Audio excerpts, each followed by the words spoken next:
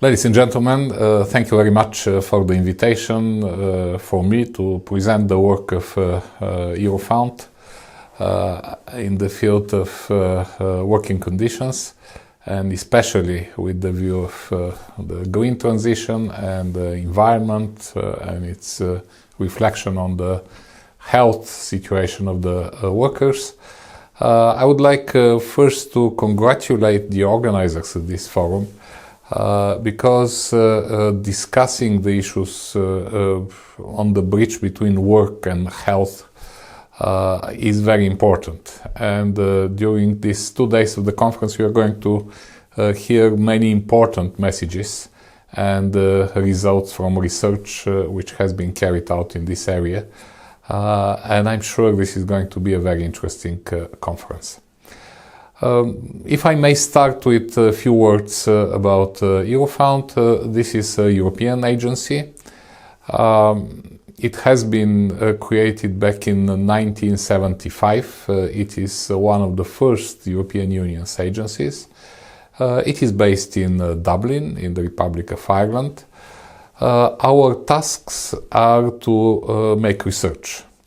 And the areas of research, the policy areas where we do our research are four. These are the working conditions, the living conditions, the social dialogue and the participation of the social partners in policy making, and the trends in employment and the changes on the labor markets. So these are the four areas where Eurofound is concentrating its work. We are producing about 30 reports and some more papers every year. And I'm very happy that the findings of Eurofound and our researchers are very widely used, not only for other research institutions, but also in policy making at national and at European level. Eurofound is a tripartite body, which means that we are governed by the governments, the workers and the employers and we have in our management board representatives from all EU member states. That assures a very good participation of the social partners in shaping our research program and eventually giving them the knowledge, the data, the analysis that they need when they take important decisions. Finally, with this short presentation for Eurofound, we are working with, of course, with public information coming from Eurostat, from other sources, but we also have our own sources. We carry out on a regular basis 3 major surveys across the European Union, which give us the possibility to compare the developments in all EU member states. The most known is the European Working Conditions Survey, which is run since 1992, so we have a time series of 30 years already. It is run every few years. The next edition is going to take place in 2024. The previous one just started before COVID.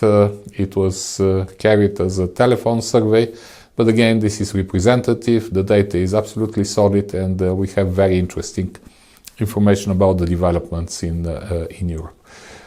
We also have a European Company Survey and a European Quality of Life Survey that are also deployed on a regular basis. In addition to that, we have an online e-survey which was extremely useful during COVID especially. We were running it every 6 months, so maybe Eurofound was the only institution in Europe that could see the developments in the world of work during the lockdowns and during the COVID restrictions. We also have our network of national correspondents, so they provide us very valuable analysis and information coming from the member states. So this is Eurofound. As you see, our focus is very much on working conditions and living conditions. We look it through also a matrix approach. I mean, we think that there are maybe 4 megatrends in this area that give the perspective of the developments. This is the green transition, the digital transformation. This is also the demographic changes and the migration following the demographic shifts. And in the last years, the geopolitics and reconsideration of the globalization processes. So this matrix, I mean the 4 areas of work and these 4 megatrends, to a large extent define our main focus of research. Of course, and I'm going to speak a little bit more about our latest findings about green and digital transition and their implication on the world of work and on the working conditions. And this is only part of the work that we are carrying out and the research that is done at Eurofound. We have several publications. If you want to see more details, of course, you could go to the website and see plenty of data, plenty of analysis, the latest publications, etc., etc. Let me try to summarize some major findings that we have in our research, especially relating working conditions to the health of the workers and the impact of the green and digital transition.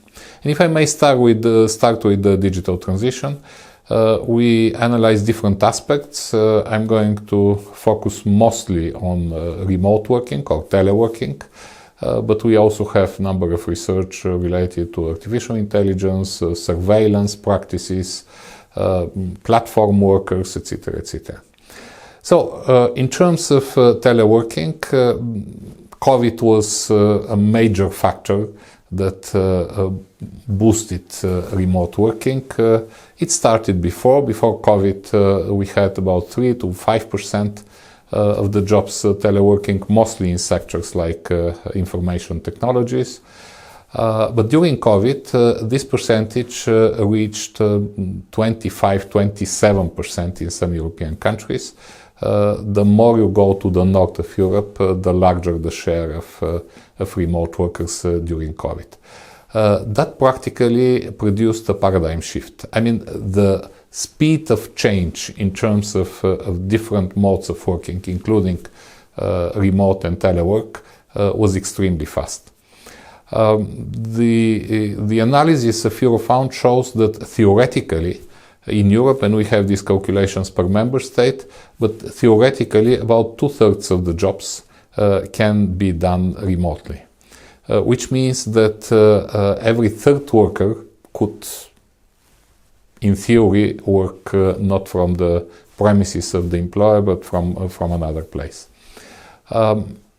What we also see is that the ones that experienced this practice during COVID want to continue it, if not completely teleworking, working at least what we call hybrid way, which means sequencing work from the employer's premises and remote work from home or from another office.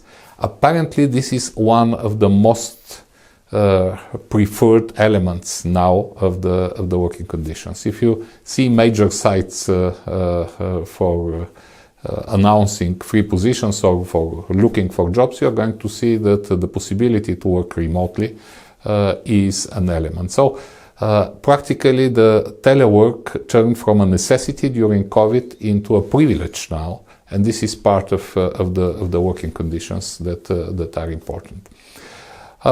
This is not happening by chance.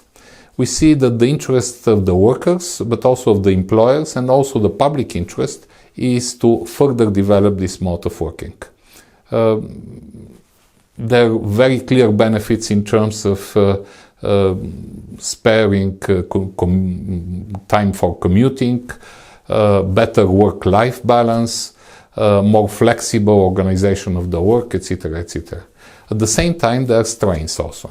With teleworking, we see long work hours, sometimes we see not good working conditions in terms of levels of noise, lightning, etc., etc. Also, with remote work, we witness a much higher intensity of work, much more pressure, and very often much more stress. What we can see in terms of different strata of the population that prefer teleworking, it is mostly in the area of services, predominantly women, and women, and mostly people with some experience. Maybe it's surprising, but young people would prefer to go to the office, and for them the element of socializing, to have the personal experience from the office, shows to be very important. So when developing further, and this is for sure going to develop the possibility for telework, one should very much take care about these setbacks that I mentioned, if we want to have proper working conditions and healthy conditions at work. There is also something which is extremely important. If 1/3 of the jobs can be done remotely, and this is again the theoretical maximum, this is not what happens in practice, then that means that 2/3 cannot be done remotely. So the risk there is to create jobs that are not sought, that are discriminated, and that workers would try to escape from them. And the difference and the gap between people working, having the possibility to work remotely, and those that have to go on site and work in the premises is also increasing. That increases the gap between the workers, and that creates additional societal problems. So these are very clear effects we see from teleworking, and if there is something very important to remind here, a message, this is the speed of the change. So the very rapid development and deployment of this mode of work needs a very good reaction from all parts of the society, from policymakers, employers, workers, etc., etc., so that this mode is preserved and its setbacks are also tackled. In terms of the green transition, there is something which is a little bit more different than the digital transformation, and this is the fact that this is a top-down policy, which means that if the digital is happening by itself and we need to adapt to it, the green policies come from the policymakers, and in order to be successful, they need the support of the public. And this is very important, because if the public is expected to support with the civil society organizations, that means that there should be a very important notion of fairness in the green transition. Everybody knows that our planet and our climate have to be preserved. The thing is that the effort to do that has to be fairly distributed among people, and here we see very huge possibilities for additional policies and additional changes. If you look, and we had last year a publication together with the European Environment Agency, if you look at the measures to stimulate the green transition, you are going to see that a large part of these measures are directed to the people with middle and higher middle income. Which means that there is less incentives for people with lower income, and they tend to have much more negative results from the green transition. What we see on the ground with our field research on green transition, we see that green jobs will not, and the green transition is not necessarily going to create lots of additional jobs. It's not also going to create a negative balance, which means that the number of jobs could be expected to be more or less the same. But the shifts and some jobs that are really very dirty now are going to be replaced by other jobs that are much more related to greener and technologies. So if there are some changes, they are going to be within the job market. There won't be some ups and downs in terms of the green transition. Second conclusion that we can make is that the green transition again has the potential to create big gaps between different types of jobs. Not all green jobs are good quality jobs. And this has to be very clear. So if we want to have a transition which is supported by the public, it has to be linked to good quality jobs. And now what we see is there are basically 4 categories of jobs. One is totally new jobs, and there we see a better quality. Then we see existing jobs that need to have changes with the green transition, and there they tend to keep their negative sides also that exist now. There are jobs that are not going to be affected by the green transition, and there is a number of jobs that are going to probably disappear with the green transition. So here the central is the quality of work and quality of jobs. Eurofound has a number of research on that. We are binding to a classification which makes the quality of jobs very measurable and objective. Of course, this is the salary, but this is also the perspectives in the career development. These are the working conditions at the workplace. This is the work-life balance and the possibilities to combine private life with work.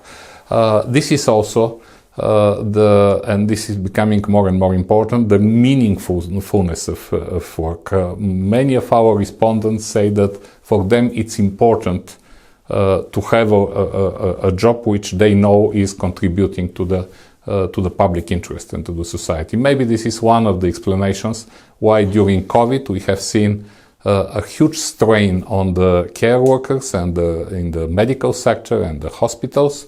And still the interest to work there remained. I mean, people didn't leave. There are shortages, but people continued working despite this strained condition. So these are measurable elements. And if we want to make a transition, it has to be a green transition, it has to be fair, it has to bring quality jobs, it has to be with a focus on regions, which means that it has to stimulate the people to remain in the regions, which means that they need to have the public infrastructure, they need to have the access to essential public services like education, healthcare.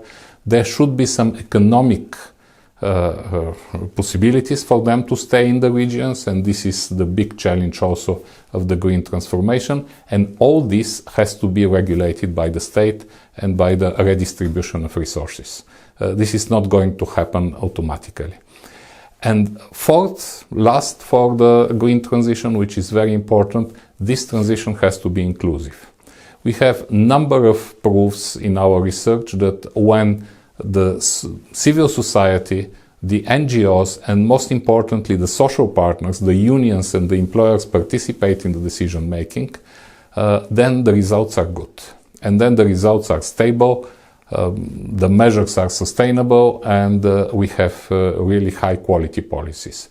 So again, fairness, good quality of jobs, regional aspect, together with infrastructure and public services, and inclusive approach are very important. Finally, and I would finish with that, I would like to give some very good examples with your country, with Sweden, which is among the leaders in Europe in transforming the energy supply into renewable energies. What happens is that countries like Sweden, Finland, Luxembourg, that have sufficient alternative energy sources are much more able to keep the social cohesion.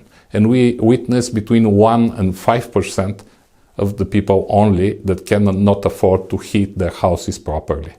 To give you a comparison, in countries like Bulgaria, Greece, Cyprus, 20% of the population, every fifth, is not able to heat their homes or to assure the proper energy supply. Among the poorest strata of the society, this is 45%, so almost every second.